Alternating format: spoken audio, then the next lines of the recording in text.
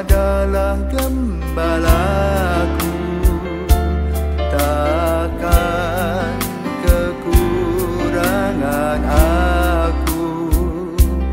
Ia membaringkan aku di padang berumput hijau.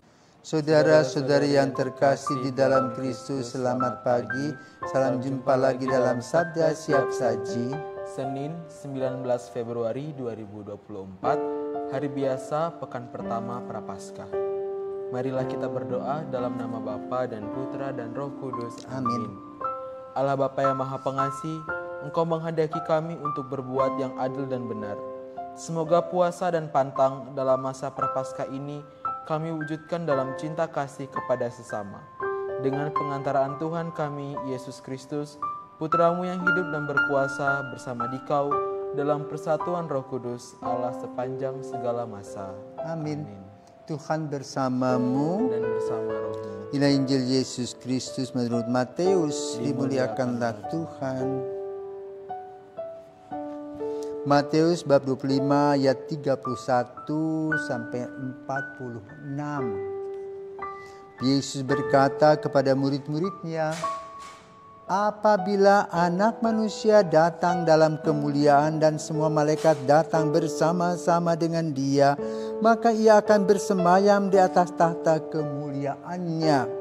Lalu semua bangsa akan dikumpulkan di hadapannya, dan Ia akan memisahkan mereka seorang daripada seorang, sama seperti gembala memisahkan domba dari kambing. Ia akan menempatkan domba-domba di sebelah kanannya dan kambing-kambing di sebelah kirinya. Lalu raja itu akan berkata kepada mereka yang di sebelah kanannya, mari hai kamu yang diberkati oleh Bapa-Ku, terimalah kerajaan yang telah disediakan bagimu sejak dunia dijadikan. Sebab ketika aku lapar, kamu memberi aku makan. Ketika aku haus, kamu memberi aku minum. Ketika aku seorang asing, kamu memberi aku tumpangan. Ketika aku telanjang, kamu memberi aku pakaian. Ketika aku sakit, kamu merawat aku. Ketika aku di dalam penjara, kamu mengunjungi aku. Maka orang-orang yang benar itu akan bertanya kepadanya, Tuhan, bila manakah kami melihat Engkau lapar dan kami memberi Engkau makan, atau haus dan kami memberi Engkau minum?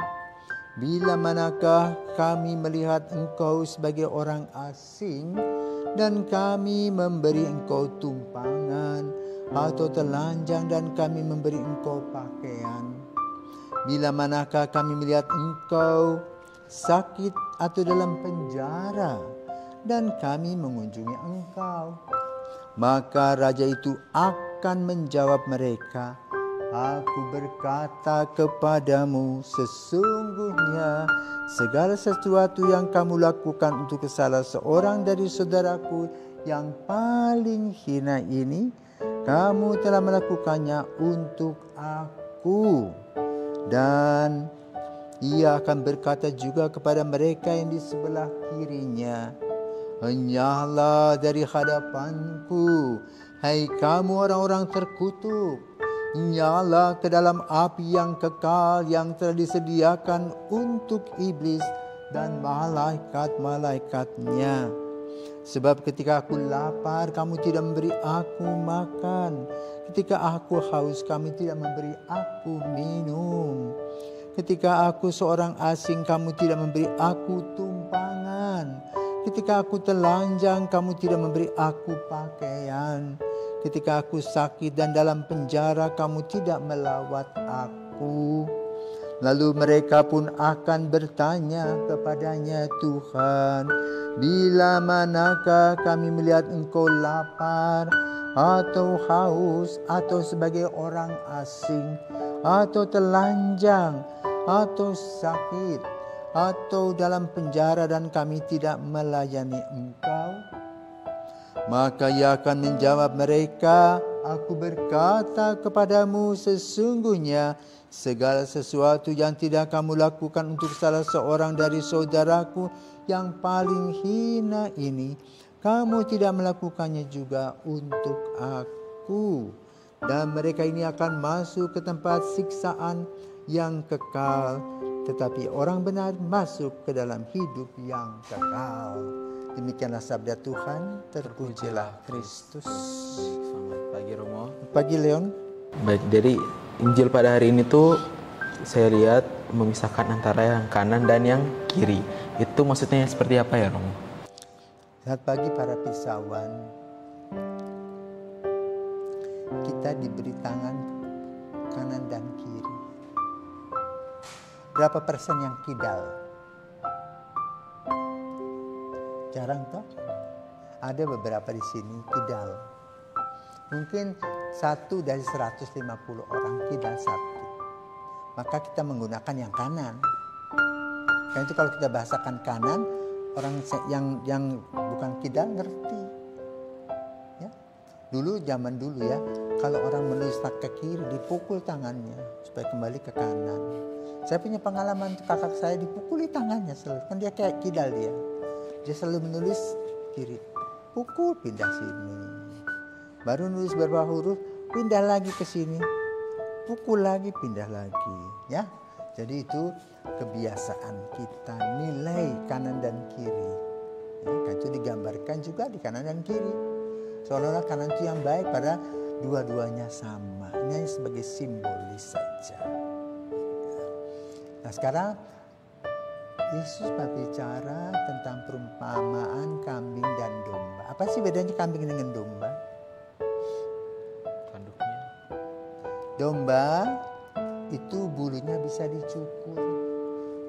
Kambing tidak bisa karena bulunya kecil-kecil. Kalau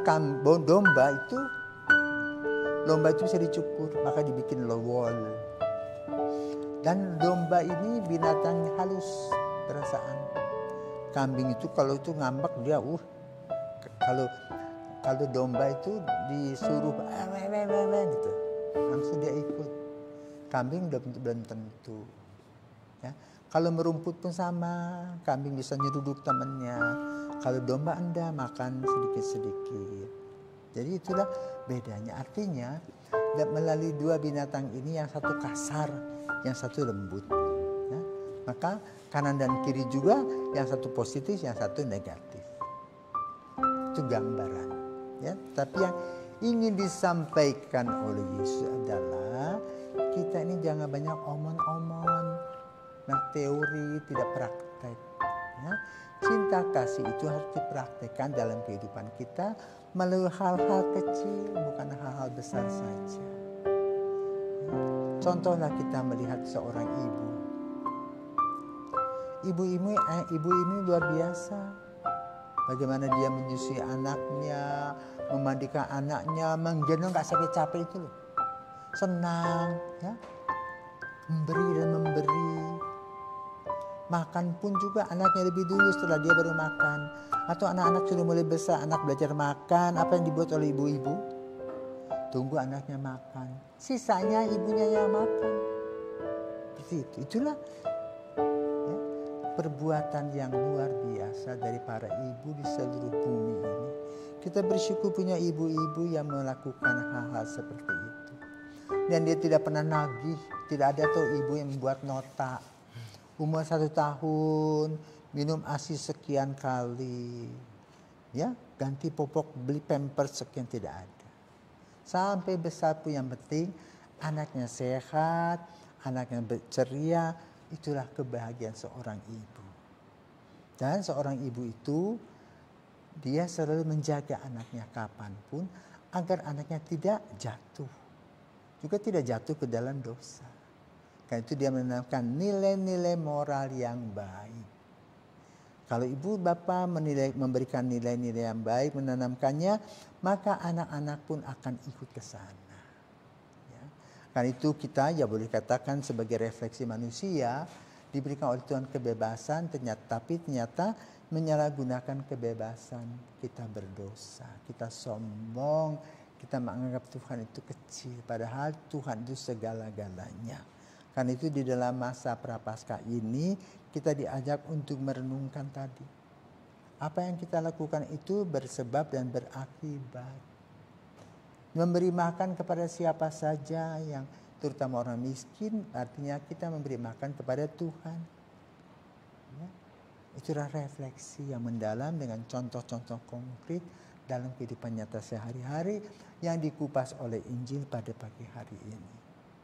Semoga kita boleh merefleksikannya melalui apa yang kita lakukan terhadap sesama kita.